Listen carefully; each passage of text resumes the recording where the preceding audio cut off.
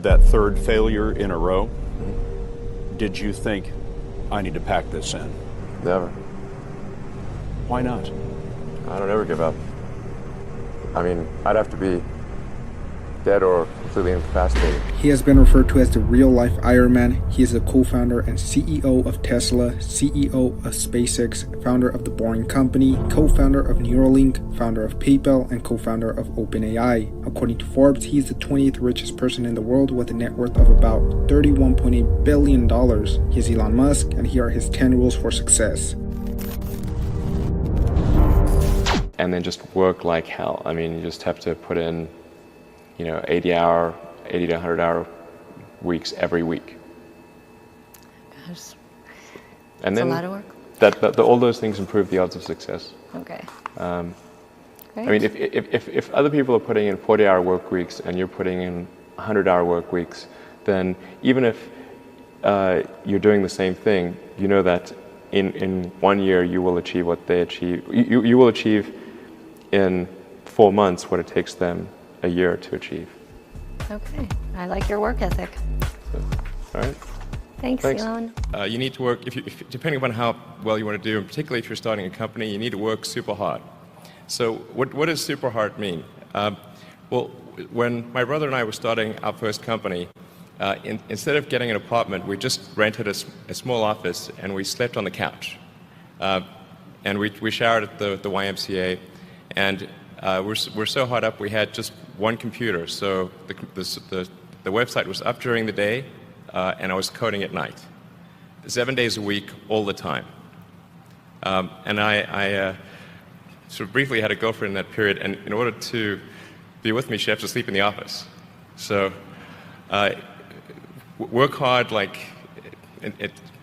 every waking hour. That's the thing I would say, particularly if you're starting a company.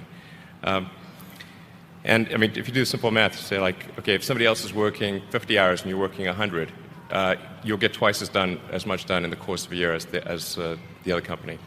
Have a high pain threshold. That's it. There's a friend of mine who's got a good saying, which is that starting a company is like eating glass.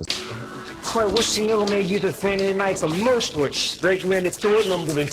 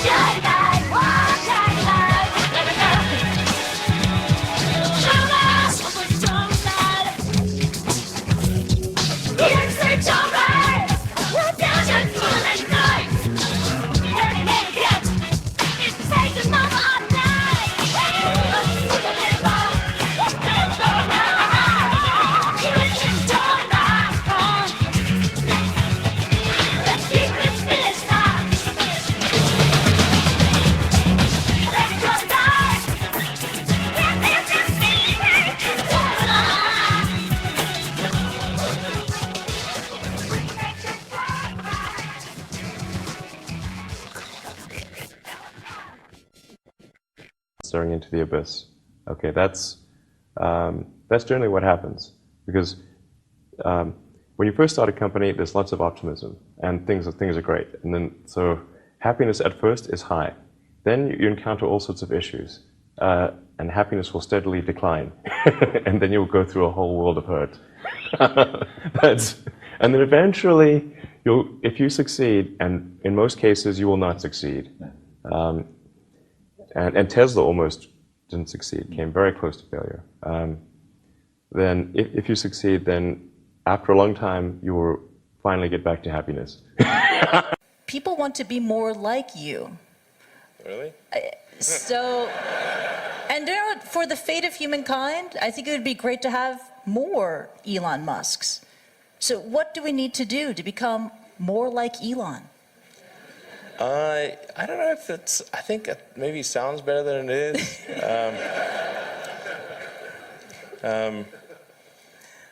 Yeah,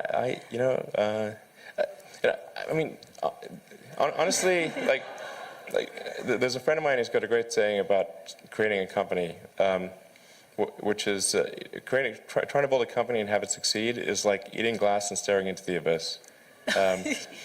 So, I mean, what tends to happen is it's sort of quite exciting for the first several months of starting a company.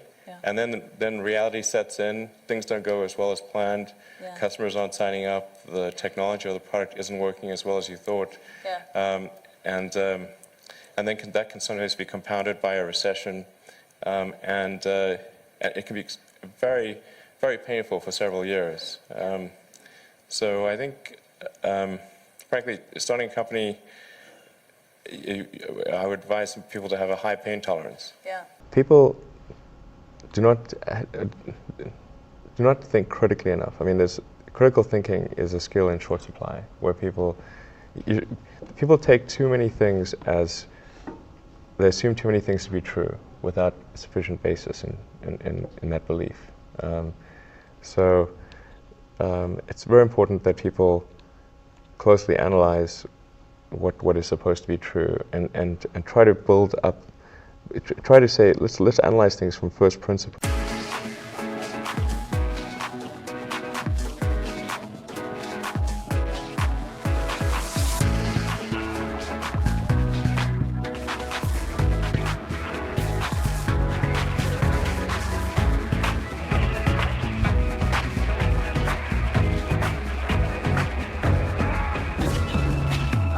Use myself in a storm that I've been losing all along. This is when I feel alone. And I'm meant to be in your life.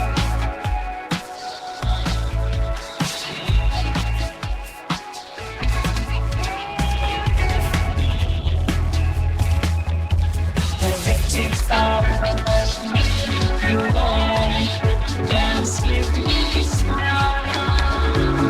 That's when I love the sky. We just pretend and trust. It begins tonight. Let's get from your sky. The meaning's been too long. It can't be long because you get fly.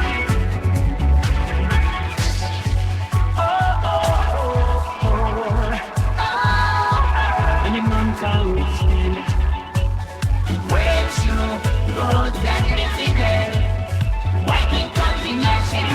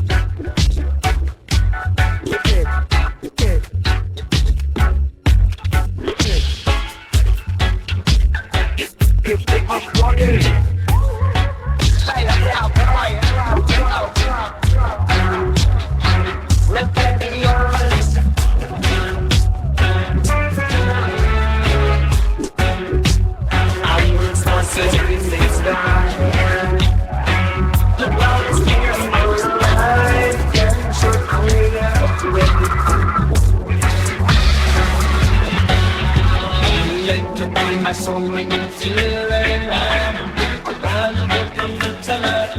Time to start all the dice with fine angels. We can deny.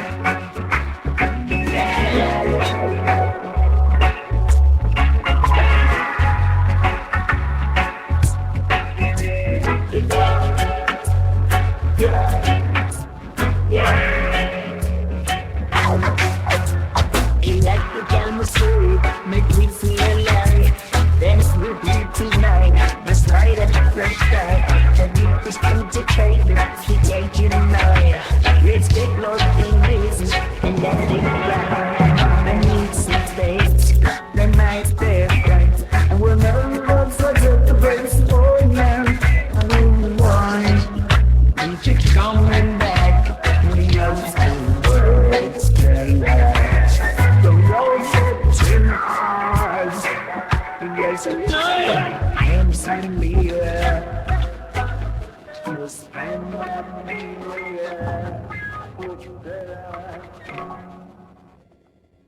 Not by not by analogy or not by convention. If you assume things are true by convention, which is actually what most people do, then it's difficult to gain insight into how things can be bettered. So, in any argument or any sort of train of thinking, you want to make sure that the underlying premises are valid and applicable, and then in reaching a conclusion, that the conclusion you're reaching is necessarily driven by the underlying premises and the interconnection between those premises. That may seem like a really simple thing to say, but most people don't do that. So it's really the foundation of rational thought. If somebody is doing something that is useful to the rest of society, I think that's a good thing. Like, it doesn't have to change the world. Like,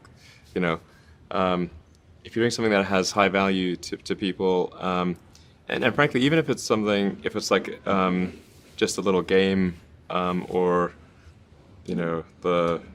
some improvement in photo sharing or something, if it has a small amount of good for a large number of people, I think that's fine. Like, stuff doesn't need to be changed the world just to be good. People tend to overweight risk on a personal level. It's one thing if you've got, a mortgage to pay and kids to support, and that if you were to deviate from your job, how are you going to feed your family and pay the rent? And okay, that's understandable. But let's say you're young and you're just coming out of college or coming out of high school or whatever. What do you risk? You're not going to starve. I mean, right. It's really certainly not in any kind of modern economy. It's so easy to earn enough money just to live somewhere and eat food. You could, very easy to do. So I don't know what are they afraid of? They're mostly afraid of failure, I think, but people should be less risk averse when there's not much at risk. You've got to make sure that whatever you're doing is a great product or service. It has to be really great. And I go back to what I was saying earlier, where if you're a new company, unless it's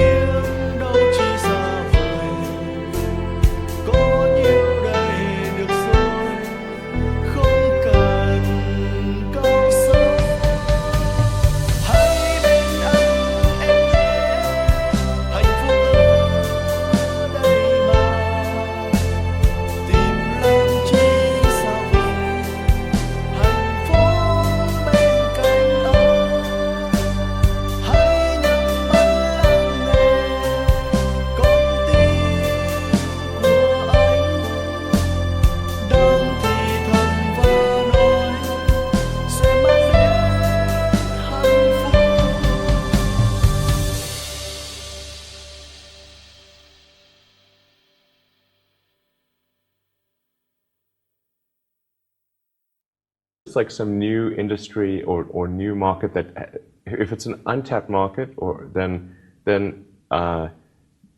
you have more ability to,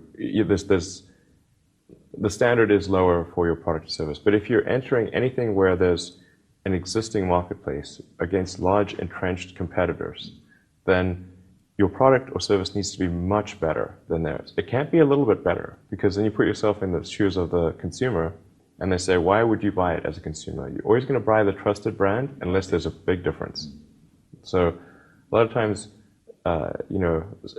entrepreneur will come up with something which is only slightly better. And it's not, it can't just be slightly better. It's got to be a lot better. If you're creating a company or if you're joining a company, the most important thing is to attract great people. So either join a group that's amazing, that you really respect, or if you're building a company, you've got to gather great people. I mean, all a company is a group of people that have gathered together to create a product or service. And so depending upon how talented and hardworking that group is, and the degree to which they are focused cohesively in a good direction, that will determine the success of the company.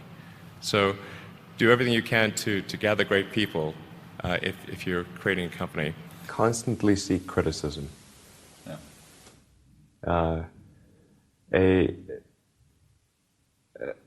A well thought out critique of whatever you're doing is as valuable as gold. And you should seek that from everyone you can, but particularly your friends. Usually your friends know what's wrong, but they don't want to tell you because they don't want to hurt you. So lift you up, sort of your. Yeah. So they'll say, "Oh, I want to encourage my friend, so I'm not going to tell him what I think is wrong with this product." Yeah. It doesn't mean your friends are right, but very often they are right, and you at least want to listen very carefully to what they say. And to everyone, if you're looking for, basically, you should take the approach that you're wrong. That you, the entrepreneur, are wrong. Your goal is to be less wrong. Don't just follow the trend. So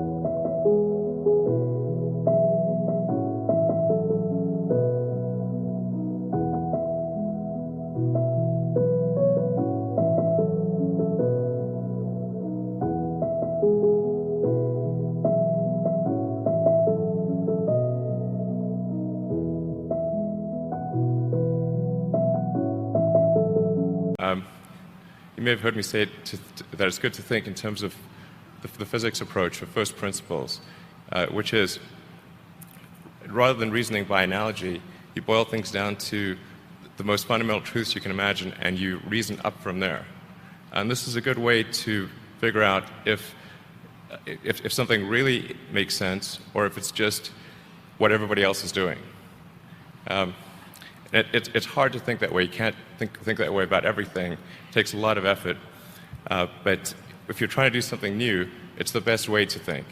And that framework was developed by physicists to figure out counterintuitive things like quantum mechanics. So it's really a powerful method.